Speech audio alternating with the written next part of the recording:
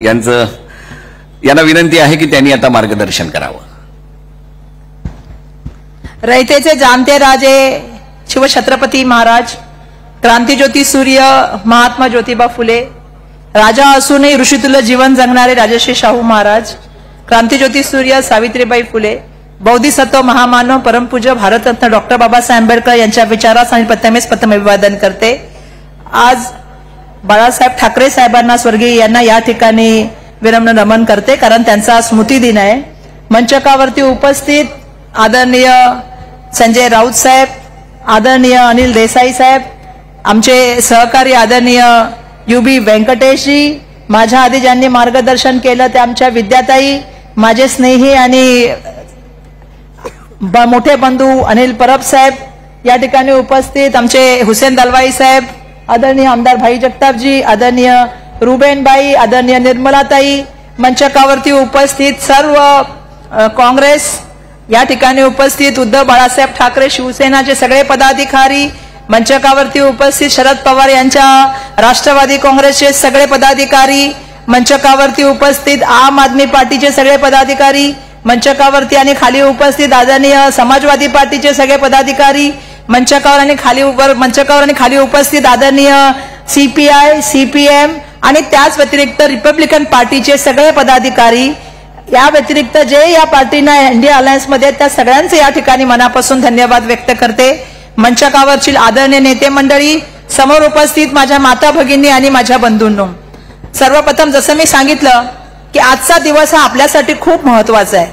हिंदू हृदय सम्राट बाळासाहेब ठाकरे यांना विनम्र अभिवादन आणि नमन करत असताना आज मी या ठिकाणी या स्मृतीस्थळाच्या निमित्ताने आज ही बांद्रा कुर्ला कॉम्प्लेक्सला मीटिंग होत आहे। आज त्यांचा स्मृती दिन आहे। सर्वप्रथम आज सगळ्यांनी एक निर्णय करायचा आहे आणि निर्धार करून या ठिकाणी उठून जायचंय। उठून तो निर्धार आपला असला पाहिजे की गद्दारांना त्यांची जागा दाखायची आणि खुद्दारांनी महत्वाची पूर्ण भूमिका या काळात निभावायची आहे। कारण आज आपण बिलकुल आज आपण जो मीटिंग घडवली आहे ती बदल घडवणार आणि महाराष्ट्र जिंकणार। महाराष्ट्र जिंकणार कारण महाराष्ट्राचं पुरोगामित्व, प्रगत महाराष्ट्राला त्यांनी जो काळीमा लावण्याचा प्रयत्न केलाय, महाराष्ट्राचं राजकारण आणि महाराष्ट्राचं समाजकारण जे गलित करण्याचा त्यांनी प्रयत्न केलेला आहे, ज्याची अधोगती करण्याचा त्यांनी प्रयत्न केलाय, महाराष्ट्राच्या राजकारणाला शिवछत्रपती महाराजाचा इतिहास आहे। त्या ठिकाणी विरोधकांना सुद्धा जे आहे ते प्रेमाने, मतभेद बिलकुल असतात, वैचारिक असतात, पण आताच्या काळात आपण बघत चाललेलो आहोत मतभेद हे फक्त वैचारिक राहिलेले नाहीयेत, ते व्यक्तिशः झालेले आहेत। आपल्याला सांगायला मला पाहिजे की मी पहिल्यांदा बघितलं की गद्दारांचं सरकार त्या ठिकाणी निर्माण झालं। ही महाराष्ट्राला कधीच आवडणार नाही। शिवछत्रपती महाराजांच्या काळात सुद्धा गद्दारांना त्या ठिकाणी ठेचून मारण्याची आणि कडेलोट करण्याची परंपरा होती। ती परंपरा आता आपण सगळ्यांनी निभावण्याचं काम केलं पाहिजे। आज आपल्या सगळ्यांना या ठिकाणी निर्धार करायला पाहिजे। बदल तर नक्कीच घडणार, बदल यासाठी घडणार कारण महाराष्ट्र आपल्याला जिंकवायचं आहे। महाराष्ट्र आपल्याला का जिंकवायचं आहे?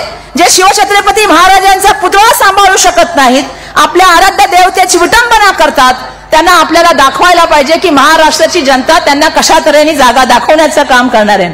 खरं तर मी ताईंचं भाषण ऐकत होते।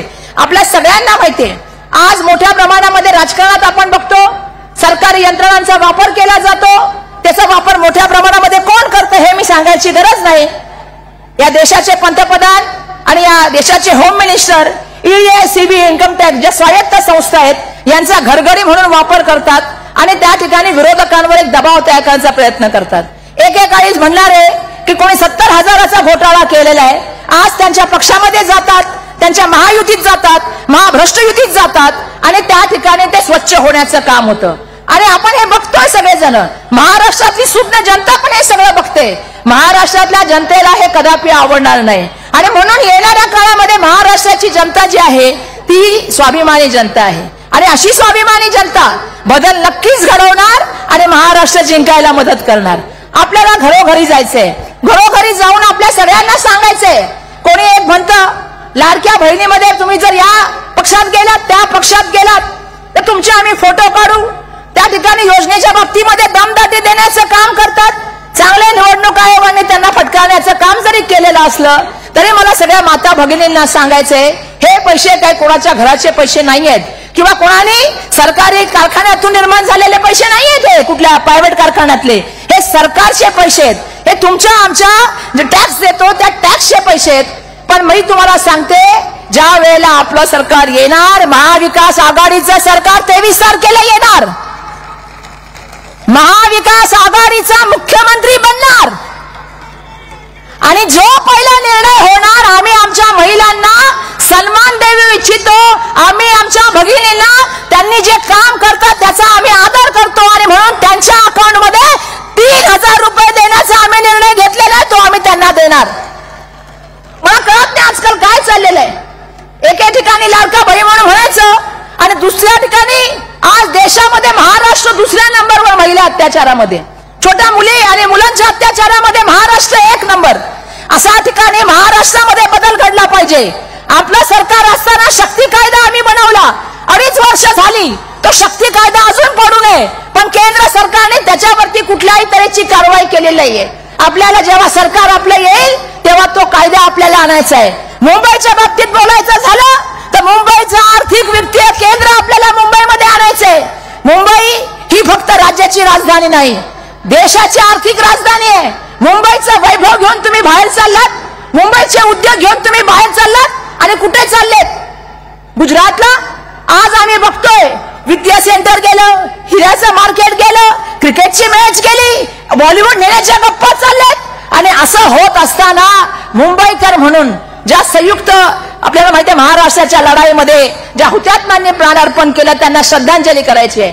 मराठी माणसाच्या लढ्यासाठी, मुंबई लढ्याच्या लढ्यासाठी स्वर्गीय बाळासाहेब ठाकरे साहेबांनी सातत्याने आवाज उठवण्याचं काम केलं. त्या आवाजाला जमिनीपर्यंत घेऊन जाण्याचं काम करायचं आपल्या सगळ्यांना करावं लागेल. कारण मुंबईला त्याचं जे वित्तीय महत्व आहे, मुंबईचं जे आर्थिक महत्व आहे, मुंबईचं असलेलं महाराष्ट्राशी नातं तोडण्याचा षडयंत्र, एक मोठा डाव त्या ठिकाणी सुरू आहे. आणि अशा वेळेला मुंबईकर म्हणून, मराठी म्हणून आज काय परिस्थिती आहे? आज आपण बघतोय फक्त मुंबईच्या जमिनी दिल्या जात नाहीयेत, आज अडाणींना काय दिल्या गेलेल्या नाहीयेत. मुंबईचा एअरपोर्ट दिलाय, पोर्ट दिलेत, त्या ठिकाणी मोठ्या प्रमाणामध्ये LIC, बँका, जमिनी, डॅम, शाळा. कुठे चाललोय आपण? कुठे घेऊन चाललोय महाराष्ट्र माझा? महाराष्ट्राच्या रस्त्यामध्ये खड्डे पडतात.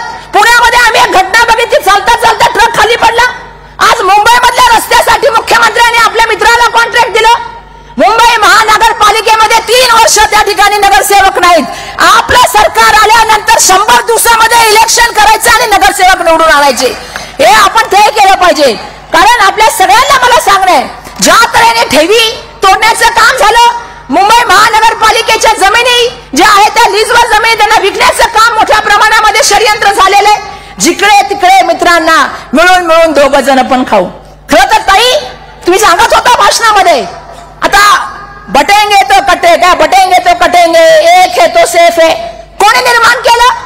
आम्ही नाही निर्माण केलं, नरेंद्र मोदींनी निर्माण केलं. स्मशान कब्रस्तान कुणी आणलं? आज तुम्हाला जाणीव होते या गोष्टीची? तुम्ही बोलताय समाजामध्ये तेढ कोणी निर्माण केलं?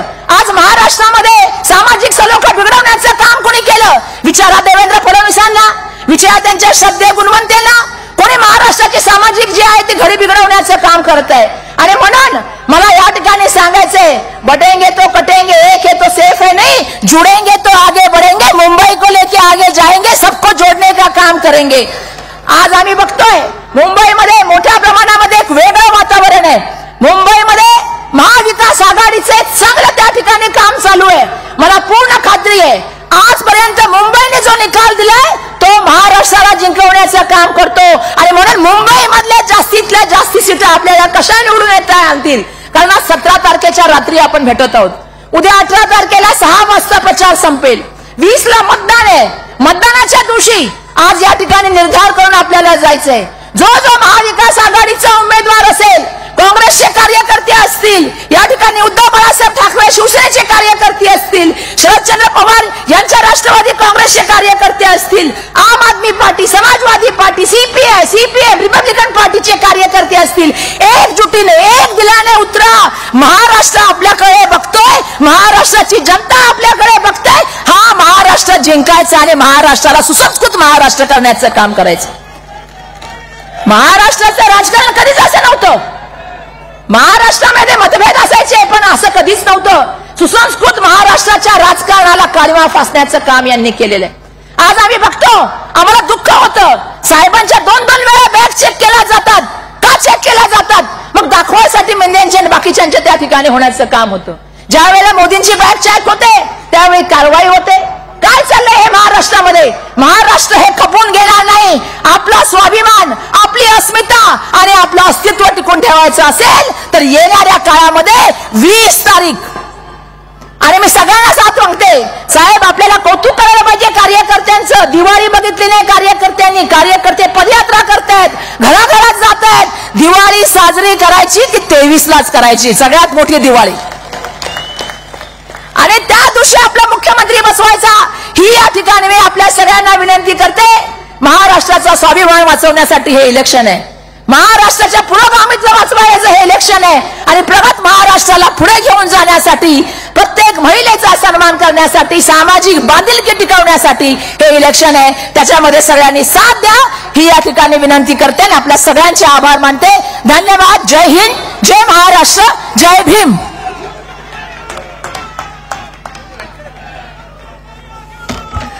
वर्षाताईंच्या त्वेषपूर्ण भाषणानंतर धन्यवाद वर्षाताई.